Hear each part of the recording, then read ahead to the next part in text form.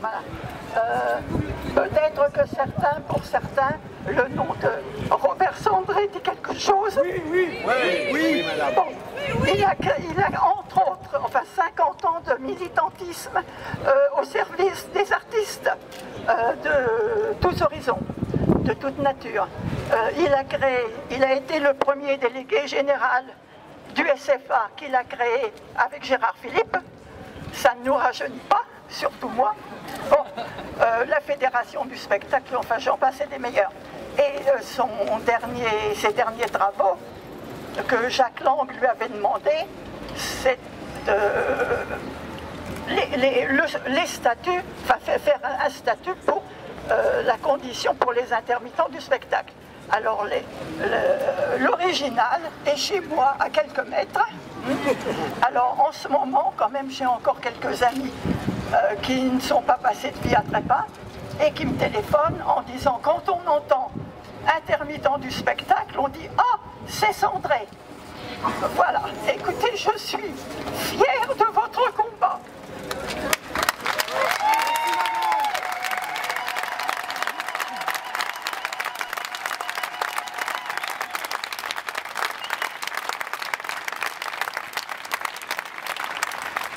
Je sais, et mon mari l'avait déjà constaté, regretté, et il est mort il y a 6 ans, donc ça fait déjà un certain temps, que comme pas mal de lois sociales,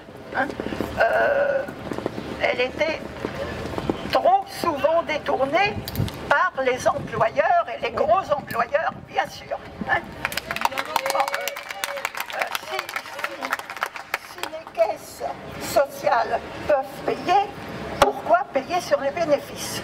Alors, je vous encourage, vous êtes parmi les premiers avec les cheminots à vous manifester.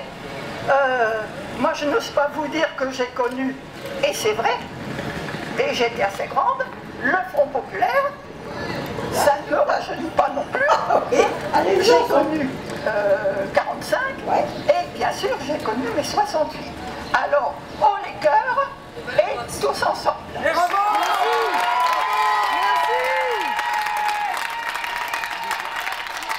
Ça alors. Bon.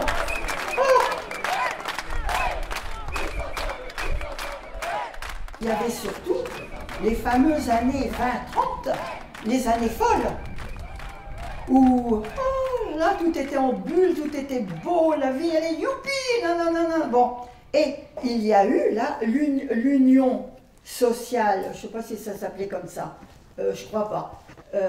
Enfin l'union sociale du spectacle, mais alors là ça n'aidait que les comédiens, parce que la technique, elle n'était pas ce qu'elle est maintenant. Ben, on n'en avait pas besoin, c'était surtout le théâtre.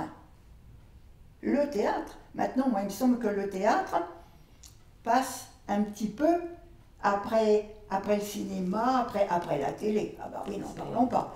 Moi je dis à des plus jeunes, je n'ai pas de mal à en retrouver, vous êtes nés 50 ans trop tard.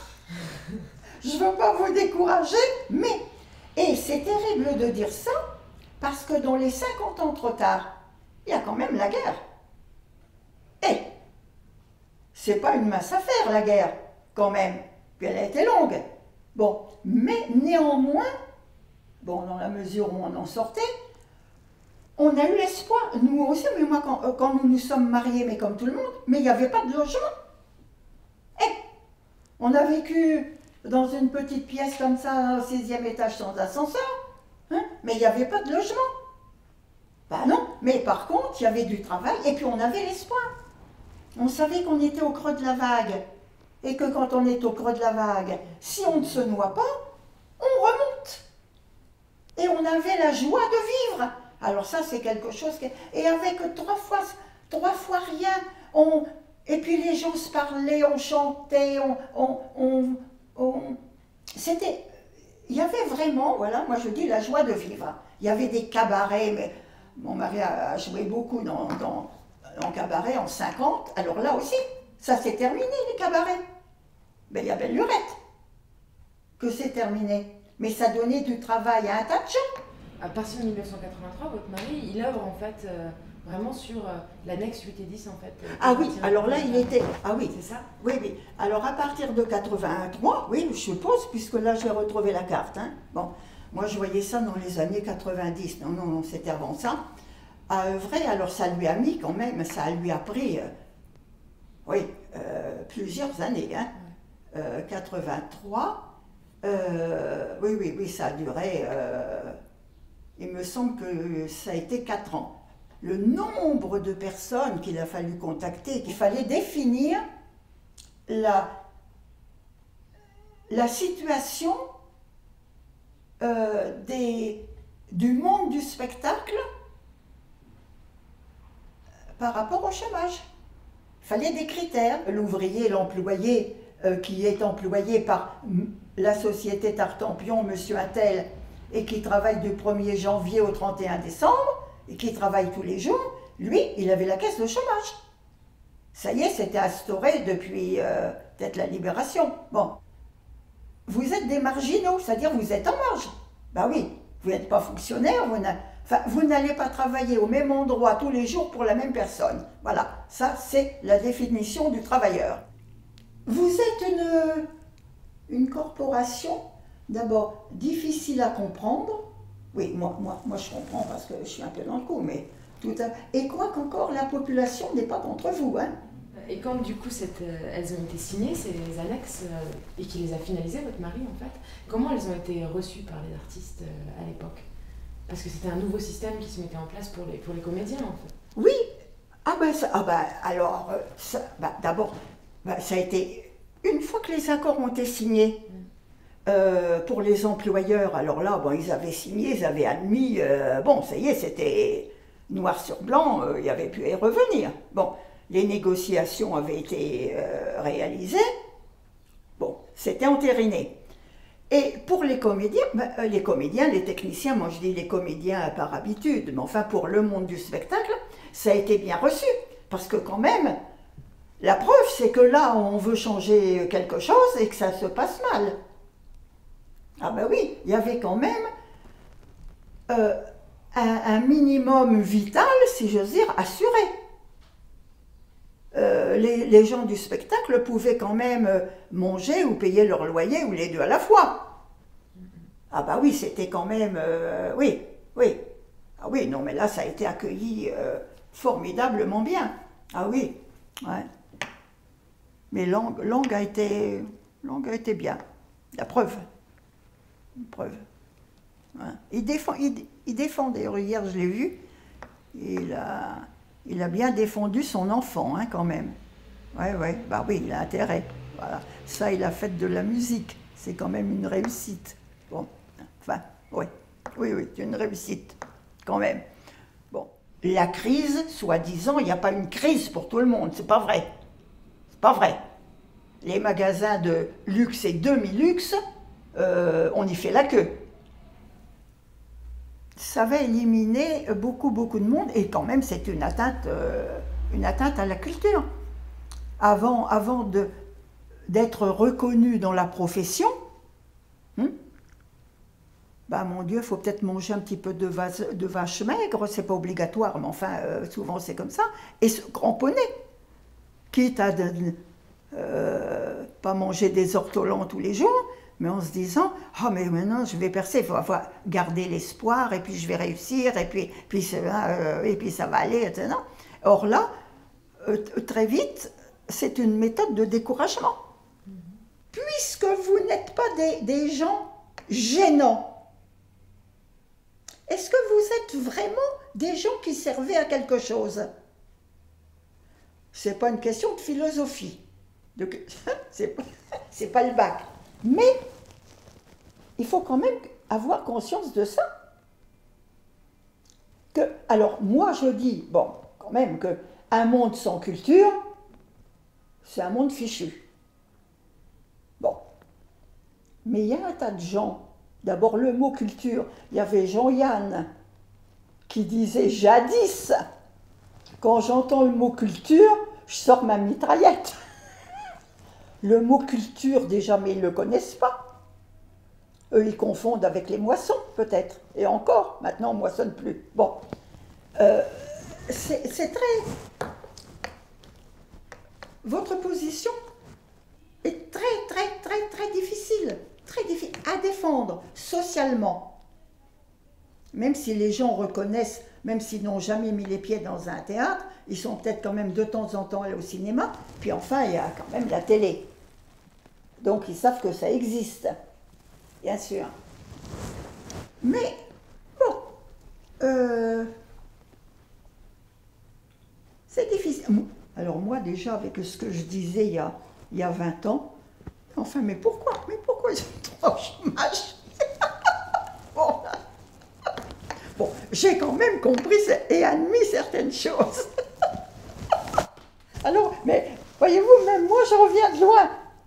Hein? Alors aller expliquer aux marchands du coin que ceux qui font une paille gueule, ce sont les commerçants des communes où il y avait des festivals.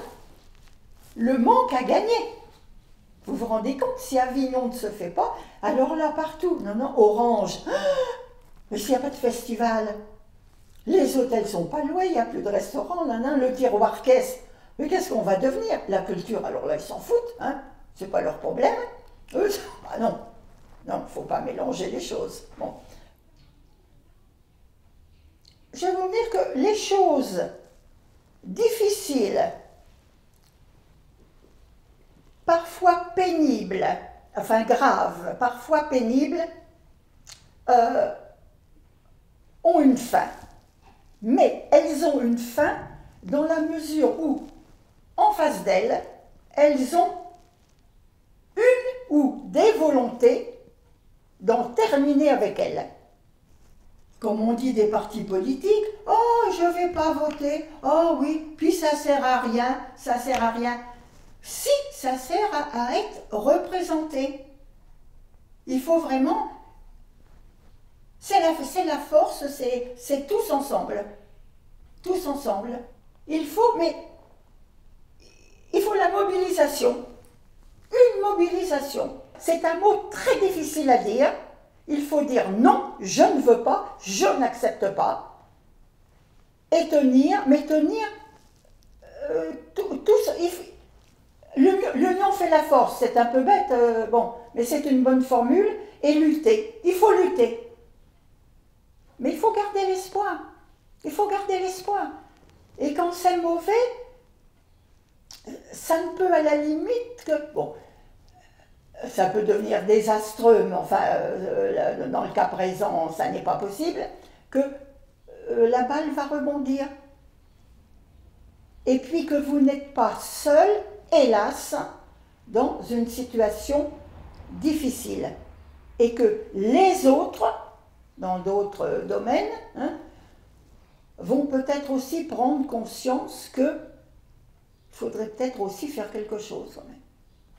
Et le monde est malade, mais il y a peut-être quand même un remède, ou des remèdes. Mais il faut garder l'espoir. Mais remuer, il faut remuer. Il n'y a rien de pire que l'apathie, ne rien faire. Et on disait, on l'a dit en 14, on avait raison, on l'a dit en 39, ça a moins marché. On les aura parce que nous sommes les plus forts. Nous, en 39, ça n'a pas marché. Mais, ça peut marcher. Il faut le dire. Non, mais normalement, ça doit être vrai. Ah oui. Et je vous souhaite, alors là, vraiment, bon vent. Et une bonne arrivée au port. Merci. Voilà. Avoir des pensées positives. Non. Allez. Ça va s'arranger, ça va s'arranger. Tous les matins, au lieu d'un Ave Maria ou autre, on peut dire on les aura, on les aura. Nous sommes les plus forts. Je vous adresse mes vœux les plus chaleureux pour vous-même, pour votre famille, pour la réalisation de vos espoirs et la réussite de nos entreprises. De nos entreprises. 1983. Voilà. Début de l'étude sur l'annexe 8 et 10. Oui. Voilà.